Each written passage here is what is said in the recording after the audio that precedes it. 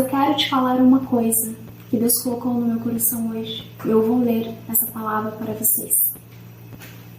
Fica em Mateus 11, no versículo 28. Venham a mim, todos vocês que estão cansados e sobrecarregados, e eu lhe darei descanso. Vinde a mim, você que está cansada, você que está sobrecarregada, porque eu sou o teu descanso. Jesus fala isso para você. Deus sabe o que você está passando. Ele conhece você, conhece o teu interior. Sabe das noites sem dormir, das noites em claro que você passou chorando. Ele sabe tudo o que você precisa. E Ele é o teu descanso. Ele é a tua fortaleza.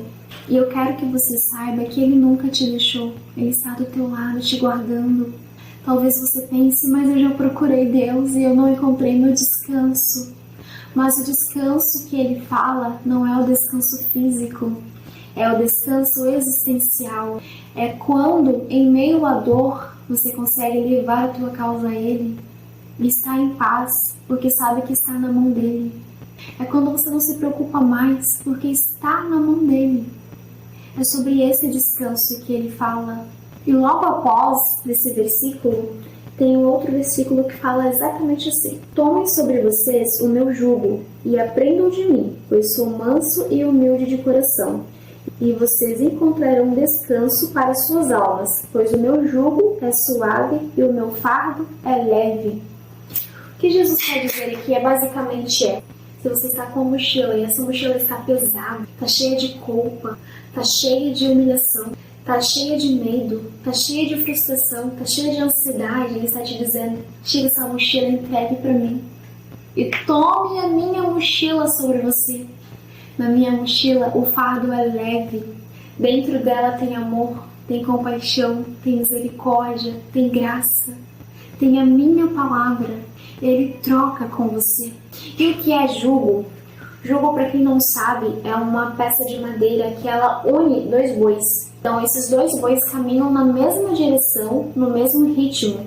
E o fardo fica mais leve.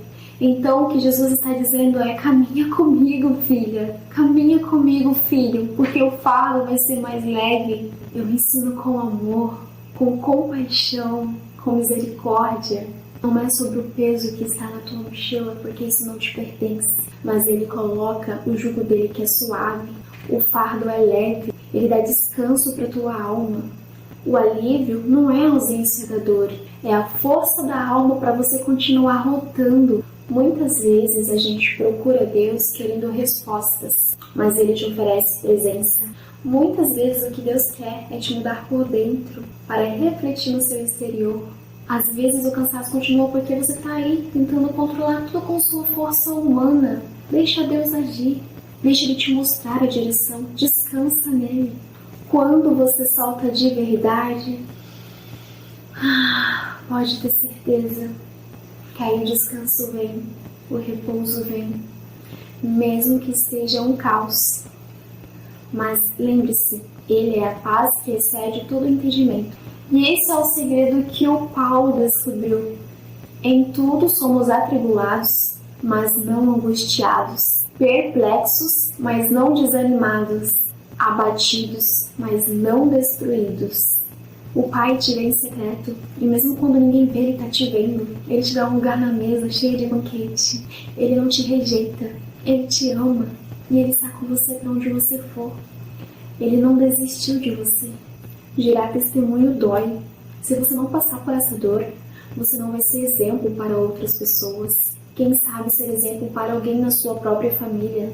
Você precisa passar por isso para crescer em fé, principalmente. Toda sua dor tem um propósito maior. Olha, Jesus, Ele teve que sofrer. Foi rejeitado, zombado. E Ele foi crucificado pelo seu próprio povo. Ele teve que morrer para ressuscitar e nos salvar.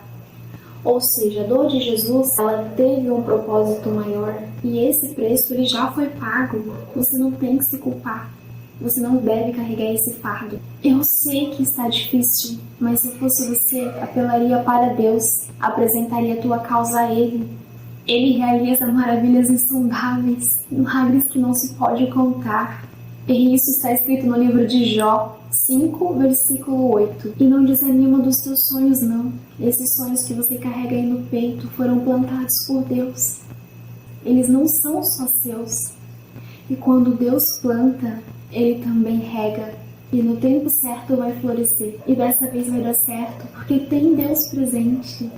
Por isso vai dar certo. Se você colocou Ele em primeiro lugar, se Ele é o teu sócio, não tem erro. Vai dar certo, já deu certo. Porque você não está mais sozinha. Jesus está contigo. Ele é que guia o teu caminho, por onde quer que você vá. E Ele vai te ajudar a não desanimar nesse caminho. Porque o que Ele tem trilhado para você é muito maior do que você está vivendo hoje. Às vezes, a gente tem a sensação de que nada está acontecendo, você se sente atrasada, que você está estagnada em um lugar. Um passo de cada vez. No degrau da vida, a gente tem que subir um degrau por vez, porque senão você vai tropeçar e você corre o risco de cair. Se você cair, Deus vai te ajudar a levantar, mas é melhor evitar, não é mesmo? E você sabia que Deus ama trabalhar com pequenos começos? Vou contar uma história de Davi. Provavelmente aqui você já conhece, mas eu vou contar resumida, tá? Quem quiser saber melhor, é só ir lá em 1 Samuel, no capítulo 1. Em diante já começa a contar ali a história de Davi. Davi era um menino que vivia no campo. Ele cuidava das ovelhas. Era um menino que era esquecido, que era desprezado, era rejeitado. Ninguém via Davi, somente Deus via ele no secreto. Davi, conforme a Bíblia, é um homem segundo o coração de Deus. E Davi, ele é um exemplo de ousadia. Veja bem, eu vou contar a história. Samuel, ele ia ungir o próximo rei. Ele chegou na casa de Jessé e disse que ia ungir um dos filhos dele para se tornar rei. Então ele começou a apresentar os seus filhos. Eram todos bombadões, tinha performance, realmente, né, tinha postura de guerreiro, de rei. E Deus foi falando para Samuel: não é esse não, não é esse, não é esse, também não é esse, também não é esse. Até que se apresentaram todos os filhos de Jessé e o Samuel perguntou: acabou os teus filhos? Porque o Senhor me disse que não há nenhum desses. Aí Jessé falou: ah, tenho mais um, mas ele está lá no campo, cuidando das ovelhas. Ou seja, tenho mais um, mas provavelmente não é ele.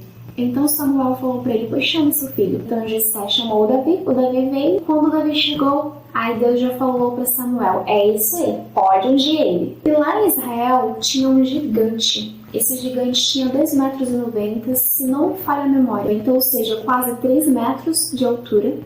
E ele era grande, ele era um guerreiro, ele era vestido com todas as armaduras de guerreiro. Esse gigante, ele usava um capacete de bronze, se não me engano, usava uma couraça de escamas de bronze também. Ou seja, ele estava totalmente revestido, né, de uma armadura de um guerreiro forte. Ele tem 2,90 metros de altura. E ele falou para o exército: se vocês mandarem pelo menos um homem lutar contra mim e este homem ganhar, nós seremos os seus escravos. Mas, todavia, se a gente ganhar, vocês serão nossos escravos. Então, esse filisteu desafiou o povo de Israel e o povo de Israel ficou apavorado, amedrontado. Ele era um gigante, ninguém tinha conseguido vencer ele. Na Bíblia fala que os irmãos de Davi estavam lá, né, nesse exército. E o Jessé, pai de Davi, tinha mandado ele levar alimentos para os seus irmãos que estavam lá no exército. Então Davi pegou o pão, pegou o alimento e foi lá levar para os seus irmãos. E Davi chegando lá, ele vê aquele gigante desafiando o povo de Israel. Ele olha e fala bem assim: quem que é esse circuncioso que está desafiando o povo de Deus? Quem que ele pensa que é? Quem que ele acha que é? Quando Davi falou isso, os irmãos deles ouviram ele falar isso e falou: o que você está fazendo aqui? Por que você não vai lá cuidar das suas ovelhas? Por que você deixou aquelas poucas ovelhas no deserto? Vai lá, vai fazer o seu trabalho. Mais ou menos isso. Então, ou seja, gente, primeiro ponto. Muitas vezes vai ser a própria família, sangue do teu sangue, que vai te zombar, que vai te criticar. Mas isso não vai te impedir de avançar. Você não pode deixar.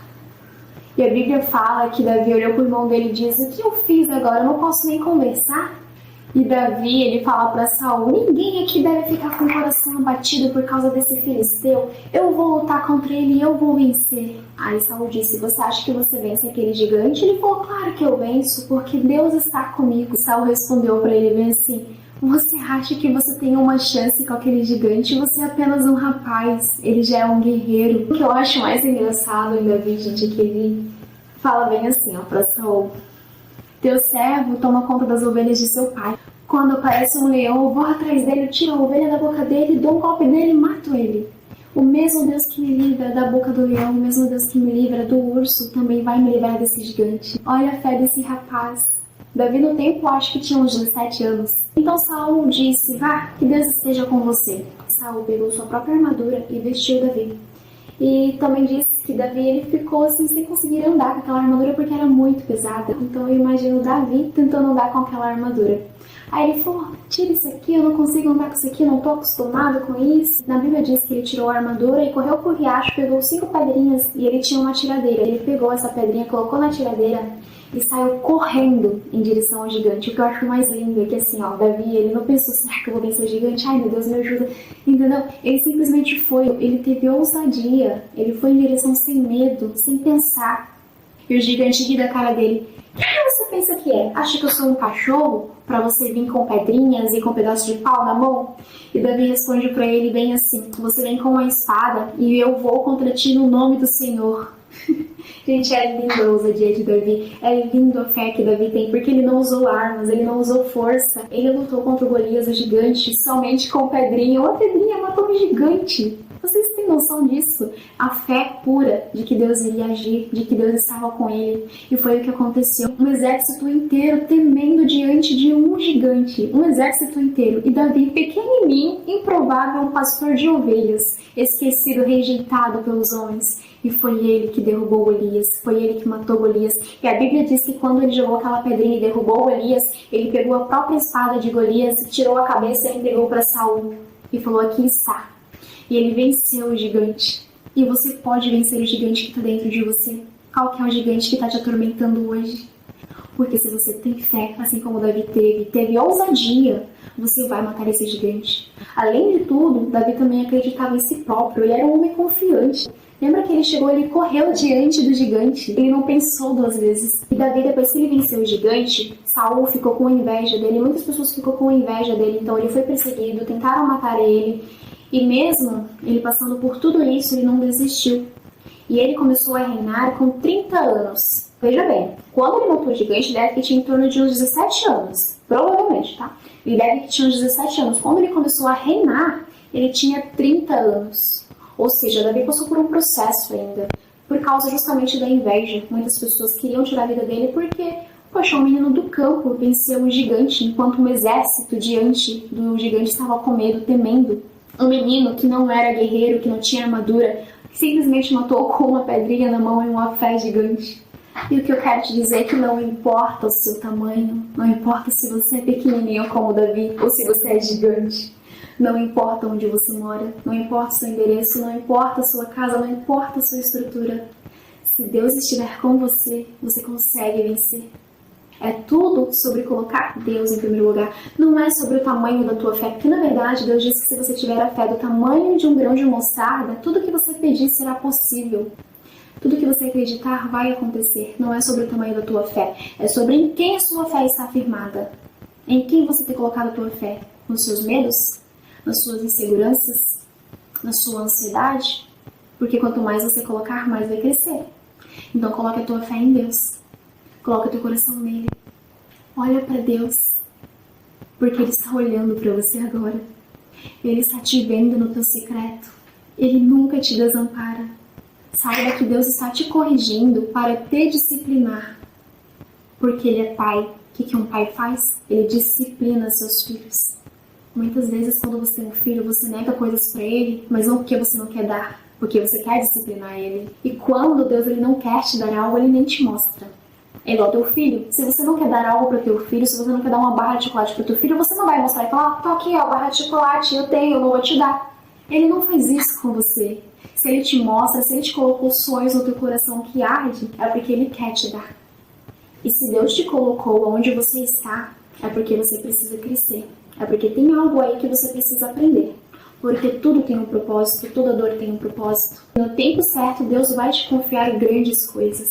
Valorize o teu pequeno começo. Assim como Davi cuidava zelosamente daquelas ovelhas, se preciso fosse, Davi enfrentava a morte para cuidar do que Deus deu para ele. É como Deus fala: se você for fiel no pouco, sobre muito te colocarei. Isso é sobre tudo na tua vida. Se você for fiel na situação que você está vivendo, Ele vai te colocar sobre muito.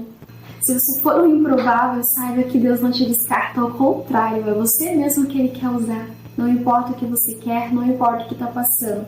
Se o teu propósito está alinhado com Deus, vai dar certo, porque tem Deus presente. Bom, e é isso que eu queria falar com vocês. Se vocês tiverem gostado dessa mensagem, tiver sentido Deus de pertinho, saibam que eu vou criar uma série do estudo de livro de Jó. Jó é alguém que me inspira muito, é um exemplo de fé. Porque Jó ele perdeu tudo, mas Deus deu em dobro para ele. E eu quero fazer um estudo a fundo sobre Jó, de uma forma que talvez você não tenha ouvido ainda. Mas tenho certeza que você vai gostar muito desse estudo. Eu vou falar sobre a ideologia falsa dos amigos, sobre como Deus pode te mostrar que o teu fim é melhor do que o início. Muitas vezes a gente acha que porque começou mal vai terminar mal. E Jó ensina que não é bem assim. Então, se você gostou, deixe aqui o seu like, comenta, compartilha com os amigos e se inscreva no meu canal para receber mais conteúdos como esse. E até o próximo vídeo!